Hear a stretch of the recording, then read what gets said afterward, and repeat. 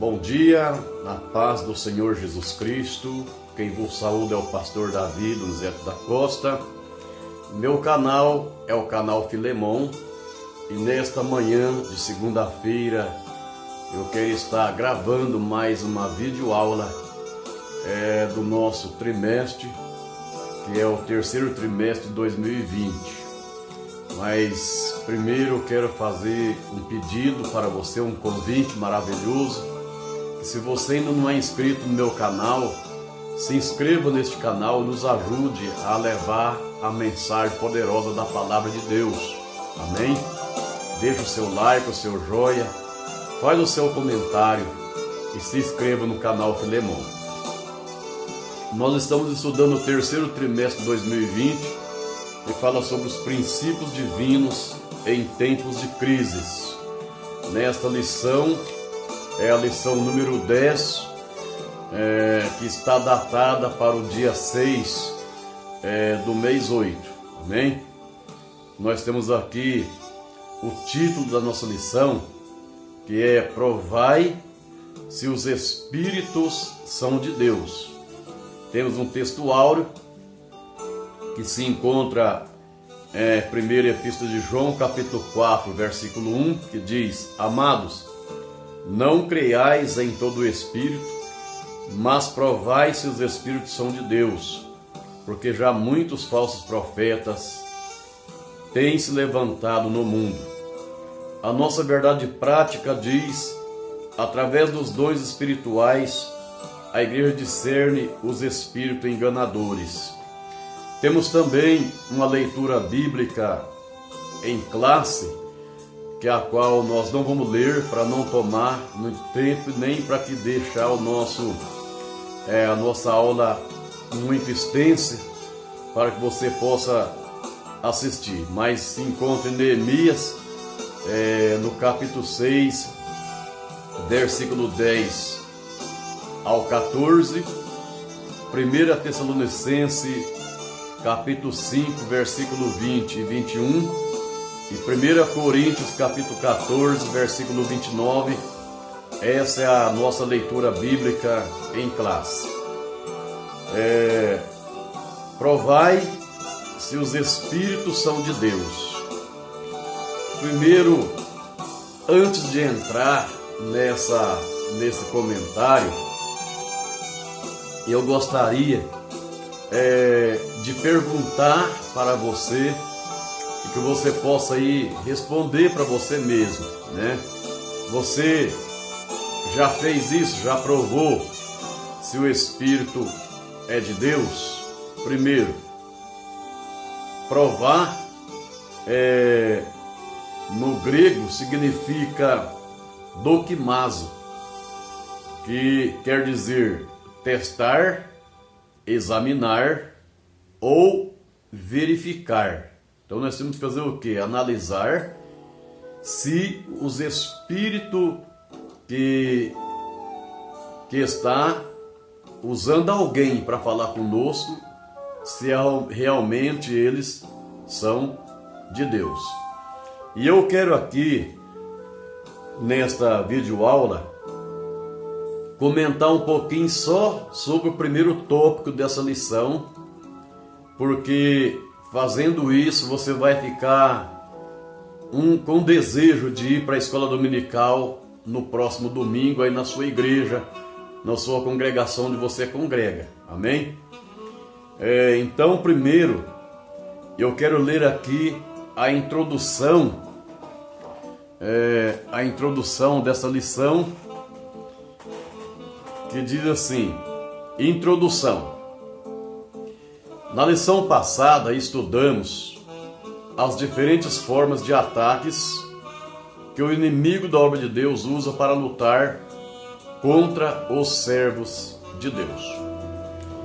E nesta lição nós vamos dedicar ao estudo de como o inimigo ataca por meio dos falsos profetas.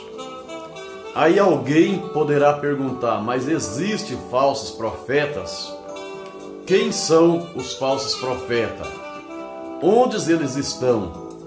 os falsos profetas, eles estão em nosso meio. O que significa a palavra falso? A palavra falso é tudo que não é real. A palavra falso é tudo que não é verdadeiro.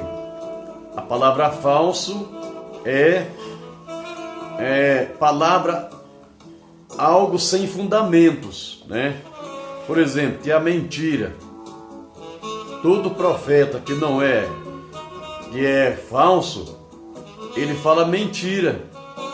Ah, mas como? Será que Deus ia deixar que um profeta desse mentisse ao seu povo? Aí que está o tal negócio.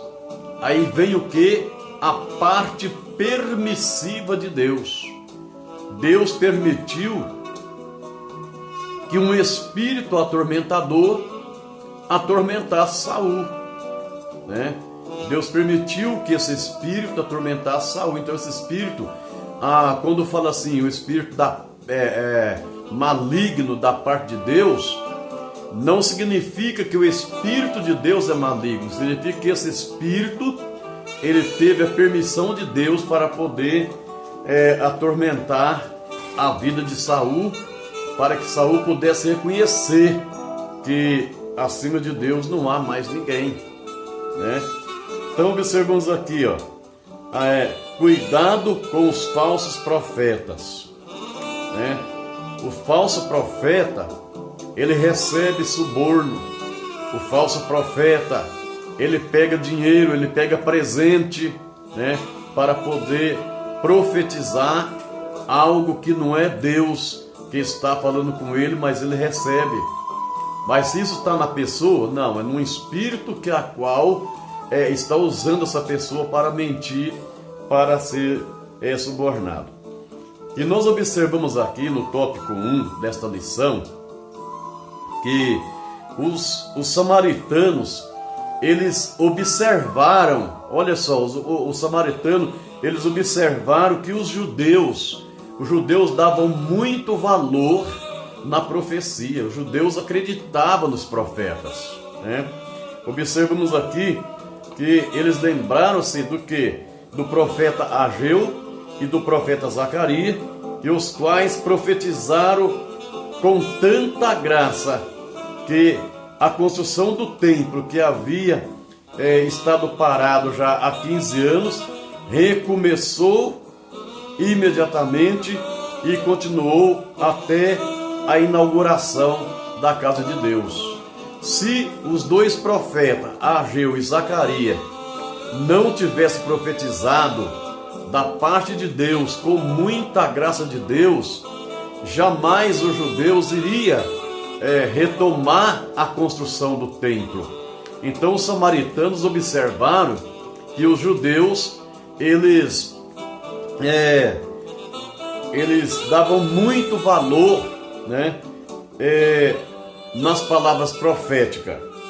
E por ocasião da construção do muro, a comunicação entre os judeus e samaritanos, ela havia sido interrompida, e os judeus recusavam a proposta de cooperação do samaritano com ajuda de mão de obra e outras coisas mais para a reconstrução do muro. E eles, mesmo que o samaritano insistisse, eles não aceitavam nem a visita dos samaritanos. Aí então nós observamos aqui que os samaritanos resolveram por exemplo, o Tobias e o Sambalate resolveram contratar alguns profetas, subordinando com presente, subordinando com valores em moedas em espécie, para que eles fossem lá para profetizar, né, para Neemias. Observamos aqui que entre esses profetas que eles subornaram, estava também a profetisa Noádia, né, a fim de atemorizar Neemias, dizendo que ele estava em perigo de morte e que deveria fugir para dentro do templo para assim salvar a sua vida. Então nós observamos aqui que Neemias, ele, antes dele crer na profecia, ele examinou a profecia e ele percebeu que aquela profecia não era Deus falando com ele, porque ele sabia que ele não tinha direito de entrar no templo, primeiro, porque ele não era sacerdote, né? E segundo, porque na lei mosaica era rigorosa. Todo varão que tinha o testículo esmagado ou o pênis decepado não poderia se adentrar em algumas partes do templo, porque caso entrasse era perigoso até morrer. E Neemias sabia que não podia entrar no templo pela lei mosaica, né? Isso nos faz entender que Neemias, ele meditou muito bem nas partes genitárias do seu corpo, que não estava de acordo com a exigência, e ele também não era sacerdote. E nós observamos aqui que a primeira coisa que Neemias pensou foi isso: mas como que Deus manda um profeta falar para mim entrar no templo, sendo que eu não sou sacerdote, eu não tenho esse direito? Então foi assim que ele examinou a falsa profecia, porque Deus jamais vai falar para você fazer uma coisa que ele proibiu anteriormente, que ele já proibiu. Deus vai voltar atrás e falar: não, você pode fazer isso, isso e isso, coisa que ele tinha falado antes que não era para fazer. É dessa forma que examina a profecia. E nós observamos que temos um exemplo bem claro, o exemplo de Balaão, por exemplo, prova que qualquer profeta que aceita suborno ou recebe dinheiro para profetizar é um falso profeta. E nós devemos ter cuidado a fim de que os falsos profetas não encontrem guarida em nossas igrejas. E nós sabemos que o falso profeta, ele é mentiroso. Alguém poderia pensar assim: mas como? Será que tem condições de provar biblicamente que o profeta é mentiroso? Vamos aqui para a Bíblia, meus irmãos. A Bíblia aqui fala sobre um profeta velho. Em 1 Reis, no capítulo 13, do versículo 11 a seguir, fala que o leão mata o profeta. Mas por que o leão matou o profeta? O leão matou o profeta porque nós observamos que morava em Betel um profeta velho, e os seus filhos vieram a encontrar tudo que o homem de Deus fizera naquele dia em Betel e as palavras que disseram ao rei, né? E esse profeta velho, usando-se de artimanha, perguntou para os seus filhos que caminho ele tomou, para que rumo ele foi, e os seus filhos indicou. Ele albardou o seu jumento, foi após o profeta que a qual Deus tinha enviado para falar ali, né, para Jeroboão. E nós observamos que o profeta velho foi após o profeta, e chegando lá, convidou o profeta a voltar, ir para sua casa, para comer pão e beber água na sua casa. Porém Deus tinha falado com o profeta: você volta pelo o mesmo caminho, porém não coma pão não beba água naquela terra. Porém o profeta velho chegou e disse: eu também sou profeta. E o anjo do Senhor me disse que é para você voltar e comer pão e beber água na minha casa. E o profeta que a qual Deus tinha designado não procurou ali fazer uma análise, averiguar a profecia que ele estava recebendo. E ele voltou, comeu e bebeu. E quando isso aconteceu, veio a palavra de Deus novamente. Ele falou: por que você comeu pão e bebeu água aqui? Era ordem que você não era para fazer isso. O seu corpo não será sepultado junto aos seus pais. Porém, quando o profeta velho disse, o anjo apareceu e me disse que é para você voltar e comer pão e beber água na minha casa, ele mentiu. Em todos os sentidos que houver uma mentira, né, é porque é falso. Então aquele profeta velho, ele usou uma falsa profecia para fazer com que o homem pecasse diante de Deus. E nós observamos aqui que Neemias logo percebeu que o que esse profeta e essa profetisa estava fazendo era tentando fazer ele pecar contra Deus. Que se ele entrasse no templo, ele ia pecar contra Deus, porque ele não era permitido entrar no templo. Então logo ele percebeu: não, espera aí, o meu Deus não é homem para que minta. O meu Deus não é homem para mentir. Então isso nós temos que entender, que o nosso Deus não é homem para que minta, nem para que se arrependa, né, daquilo que ele fala ou das suas promessas, não. Então, logo Neemias, ele examinou aquela profecia, ele percebeu que era uma falsa profecia. Querido, você que é obreiro, você que é ministro na tua igreja, você que é membro na igreja onde você congrega, não vá em qualquer vento de profeta, em qualquer profecia, sem primeiro examinar, sem primeiro julgar, sem primeiro ali testar, para ver se realmente a profecia é de Deus. No ponto 2 aqui diz: Neemias tinha o dever de examinar a profecia recebida, né? E ele o fazia. Em primeiro lugar, ele estranhou a ordem para fugir. Ué, a Bíblia diz que não é para nós fugir, é para nós chegar a Deus e ele chega a nós. Resistir o diabo, ele fugirá de nós. Então, aí veio a ordem para que ele fugisse para dentro do templo, para se esconder no templo. Olha só, um homem como eu fugiria? Perguntou Neemias.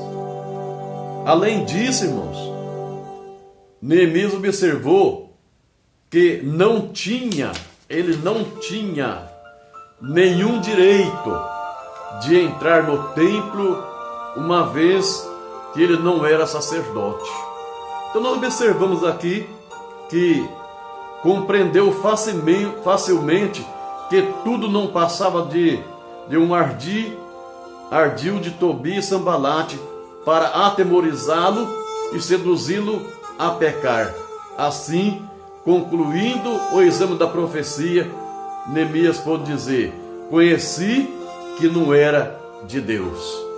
Quando ele concluiu o exame da profecia, ele viu que aquela profecia não era de Deus. Amém? Somente esse primeiro tópico dessa lição, para você assistir esse vídeo e até o final, né? Assista até o final. Deixa o seu like, o seu joia, faça o seu comentário, né? Peça a oração. Eu estou orando por todos os nossos irmãos que estão inscritos no meu canal. Estou colocando no meu caderno de oração. Estou orando por todos vocês. Amém? Aqueles que pedir a oração, estou colocando lá no meu caderno. Estou orando. E se você não é inscrito, eu convido você a se inscrever e fazer parte da família Filemon. Amém? Deus abençoe a todos em nome de Jesus. Deixa aí o seu joinha,